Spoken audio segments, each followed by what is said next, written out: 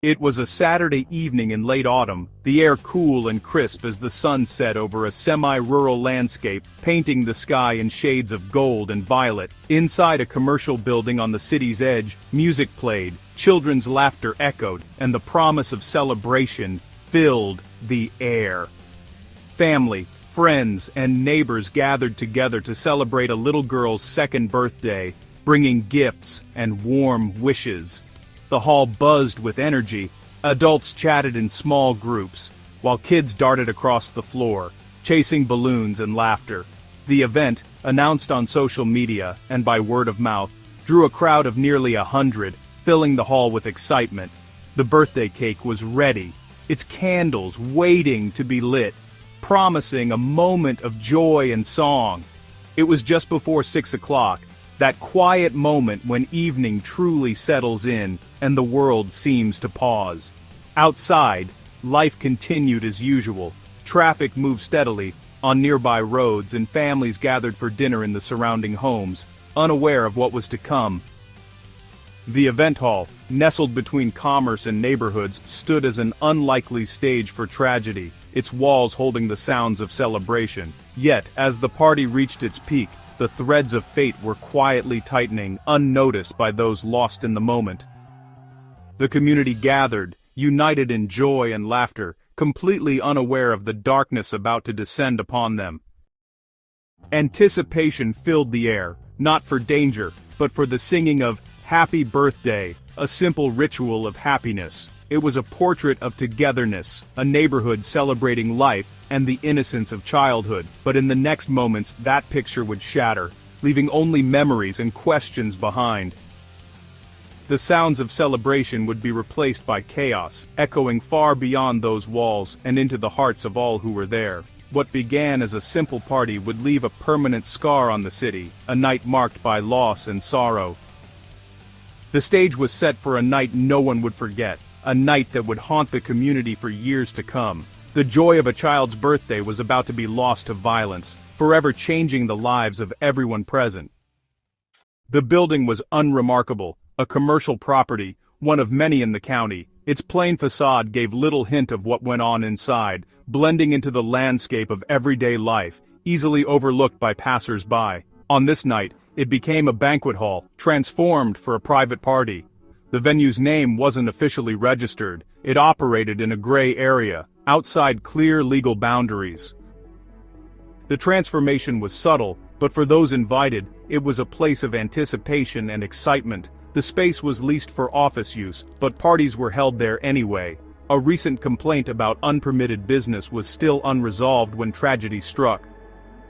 The paperwork lingered, and the questions about its use remained unanswered. The operator claimed permits were in process, but confusion reigned. For the family, these details didn't matter. They just wanted a place to celebrate. The technicalities of zoning and permits faded into the background, overshadowed by the promise of a joyful gathering. The hall was decorated, the mood festive, the focus on joy, not zoning laws. Yet the venue's ambiguous status would become a key detail in the aftermath. What mattered most in that moment was the sense of togetherness, not the paperwork. It was a private space, publicly advertised, a crossroads of public and private, legal and unsanctioned. This ambiguity reflected how communities adapt, sometimes bending the rules to meet their needs. The boundaries between what was allowed and what was necessary became increasingly hard to define. On this night, that flexibility would have devastating consequences. The lines between safety and risk had quietly blurred, leaving everyone vulnerable in ways they never expected.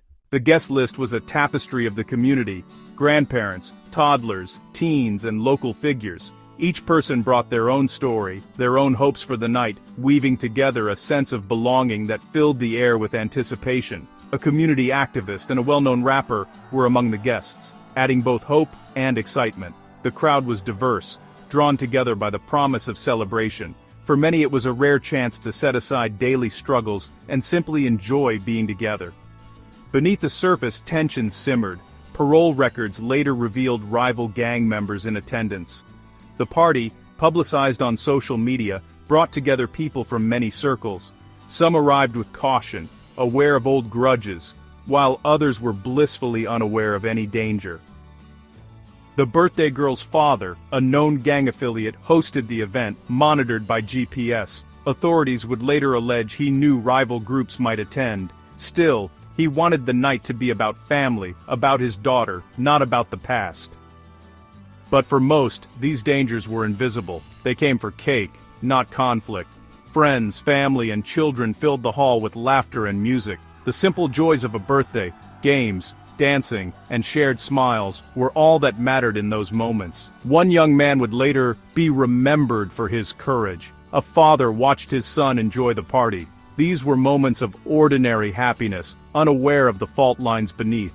The sense of community felt strong, even as unseen risks lingered in the background. The wrapper was a focal point, children played, and the cake awaited its moment. The atmosphere was light, the joy real. For a brief time it seemed nothing could disturb the peace of the evening. It was the last breath of normalcy before violence erupted. In seconds the celebration would be torn apart. The laughter and music would be replaced by chaos and fear. No one was prepared for what came next. The night would be remembered not for the joy it promised, but for the tragedy that followed. Without warning, the party was shattered. Masked, armed assailants burst in as the birthday song was about to begin. Gunfire erupted, replacing music and laughter with chaos. Guests dove for cover, tables overturned, panic spread. A father watched his son fall. A young man hid children before being killed. The violence spilled outside, bullets flying into the parking lot. The attack was swift, targeted, and devastating. The shooters vanished into the night, leaving devastation behind. Balloons and cake mixed with blood and fear. Survivors rushed to help the wounded, desperate for aid. 4 lives were lost. A young man, a boy, and 2 little girls. 13 more were wounded, the community activist and rapper among them. A night of joy had become a nightmare, leaving only questions and grief. Emergency calls flooded in just before 6. Sirens wailed as police, fire, and medics raced to the scene. They found chaos, wounded guests, shocked survivors, and a hall transformed by violence. First responders triaged the injured, the festive decorations now a cruel contrast.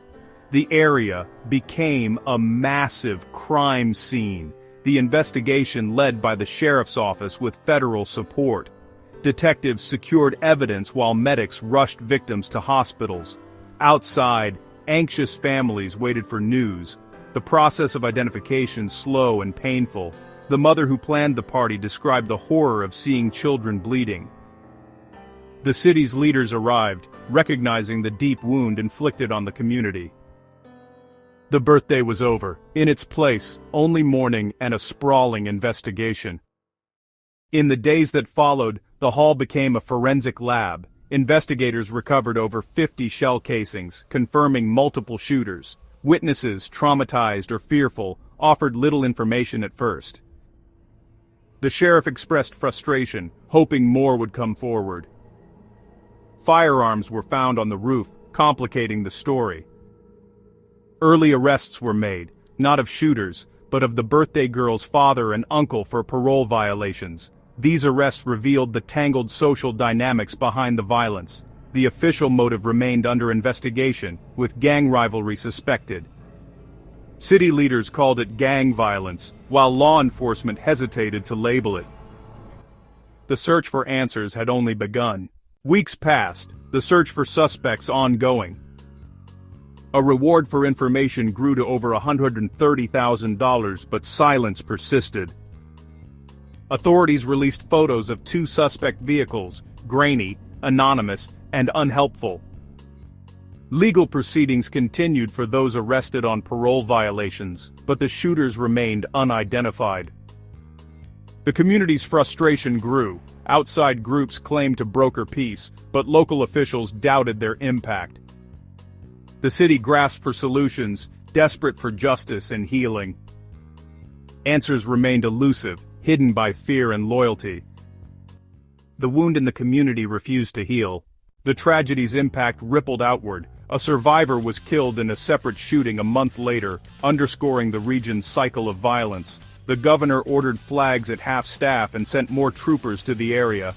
The mayor called the shooting a terrorist act, seeking federal help and new programs. Political debate erupted over prevention and responsibility. The community responded with a gun buyback, and victims' families spoke at the state capitol. Private grief became a public call for change. The effects of that night continued to spread. Note: there are no key mysterious questions in the original narration, so no 1-second silences were inserted. If you would like to add mysterious questions to the narration, please specify where they should be placed. Point 3. Today, the investigation continues. Suspects at large, questions unanswered. The tragedy is now a case study in how systemic issues and individual choices collide. A party advertised online blurred private and public lines. A venue in legal limbo exposed gaps in oversight. Celebration mixed with rivalry, creating a volatile mix. Law enforcement faced silence from a wary community. The aftermath brought more policing, debate, and community action. Yet prevention remains elusive. Violence grows in the spaces between law and reality. The event was not random, but the result of long-building tensions. Preventing the next tragedy means understanding the complex roots beneath the surface.